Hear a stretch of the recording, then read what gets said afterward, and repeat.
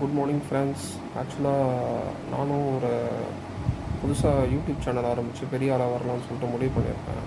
So இதில் ஒன்றும் நோக்கம் இல்லை. வீட்டில் வேலை இல்லாமல் இருக்கேன், அதனால் இதை ட்ரை பண்ணலாம் ஜஸ்ட் அப்படின்னு சொல்லிட்டு என்டர்டெயின்மெண்ட்டுக்கு பண்ணுறேன். இப்போது ஃபஸ்ட்டு பார்த்திங்கன்னா நம்ம கடி ஜோக்ஸ்னு சொல்லிட்டு சேனல் பேர் வச்சுருக்கேன். ஆனால் இதில் கடி ஜோக்ஸ் மட்டும் வராது, நிறையா இது வரும். இப்போது ஃபஸ்ட்டு ஒரு கடி ஜோக் உங்களுக்கு சொல்லலாம் இருக்கேன். இப்போ ஒரு ஹஸ்பண்ட் அண்ட் ஒய்ஃப் வந்து பார்த்திங்கன்னா சண்டே மார்னிங் வந்து பார்த்திங்கன்னா ஹஸ்பண்ட் மெயினாக ஃபஸ்ட்டு எழுந்துப்பார். எழுந்துட்டு என்ன பண்ணுவார், ஆஹா பொண்டாட்டி எதாவது ஸ்பெஷலாக சமைப்பா அப்படி சொல்லி கேட்பா அப்படின்னு சொல்லி நினைப்பாரு. ஸோ நம்ம ஒய்ஃப் என்ன பண்ணுறாங்க, இப்போது கிச்சனுக்குள்ளே போகிறாங்க. போயிட்டு வந்து ஹஸ்பண்ட் கிட்டே கேட்குறாங்க. ஸோ இந்த மாதிரி நீங்கள் சண்டேங்க உங்களுக்கு சமைக்க போகிறேன், ஸோ என்ன சாய்ஸ் அப்படின்னு சொல்லிட்டு கேட்குறாங்க. ஸோ ஹஸ்பண்டு ஆசையாக வெயிட் பண்ணுறாரு. ஓகே, நம்மளுக்கு எதோ நிறைய டிஷ்ஷு சொல்ல போகிறாங்க, அதில் நம்ம சாய்ஸ் செலக்ட் பண்ணலான்னு சொல்லிட்டு. சரி சொல்லுமா உங்கள் லிஸ்ட்டு அப்படின்னா, சாப்பிட்றீங்களா தூங்குறீங்களா அப்படின்னு சொல்லிட்டு கேட்குறாங்க. ஸோ இந்த சாய்ஸை கேட்டோன்னா ஹஸ்பண்ட் அங்கேயே மைக் அடிச்சு வந்துடுறாரு. இதுதான் நம்ம ஃபஸ்ட்டு கடி ஜோக். இப்போது நம்ம அடுத்த கடி ஜோக்கு, இப்போ ஒரு ஒய்ஃப் வந்து கேட்குறாங்க, ஏங்க நம்ம மாதம் வேலைக்காரிக்கு வந்து பார்த்திங்கன்னா 10,000 நம்ம கொடுக்குறோம் சேல்ரி. ஸோ இனிமேல் நானே சமைக்கலாம் இருக்கேன். ஸோ இதனால் பார்த்திங்கன்னா 10,000 மிச்சமாகும். ஸோ அப்படி நான் சமைச்சா எனக்கு வந்து இந்த நகை அந்த மாதிரி இல்லாமல் எனக்கு எவ்வளோ சேல்ரி தருவீங்க அப்படின்னு.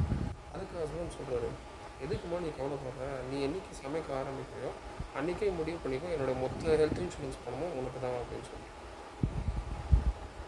இப்போது இன்னொரு ஜோக், இது வந்து என்னென்னா, ஒரு ஒய்ஃப் வந்து பார்த்திங்கன்னா காலையில் இருந்தோடனே அவங்களுக்கு அன்றைக்கி மேரேஜ் டே.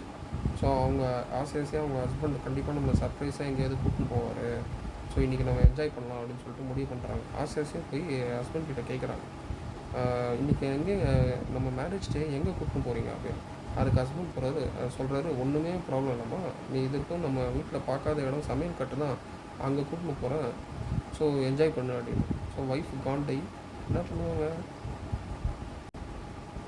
இப்போ அடுத்தது என்ன ஜோக்னா, நம்ம இப்போது டெய்லி என்ன நினைப்போம், இப்போது மேரேஜ் ஆன புதுசில் ஒரு ஹஸ்பண்டோட எதிர்பார்ப்பு பார்த்திங்கன்னா, நம்ம பொண்டாட்டி வந்து நம்மளுக்கு நல்ல மரியாதை தரணும் அப்படின்னு சொல்லிட்டு. ஸோ இப்போது பழைய காலம் மாதிரிலாம் இல்லை.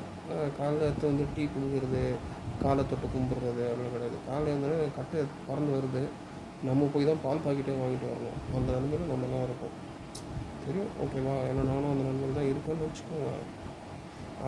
ஆனால் நம்மளுக்கு ஒரு அட்வான்டேஜ் இருக்குது. என்ன நம்மளுக்கு நடக்குது அப்படின்னா, நம்ம பொண்டாட்டி மரியாதை தருதோ இல்லையோ, பீரோவா திறந்தோன்னா பொண்டாட்டியோட சாரி வந்து காலில் விழுது.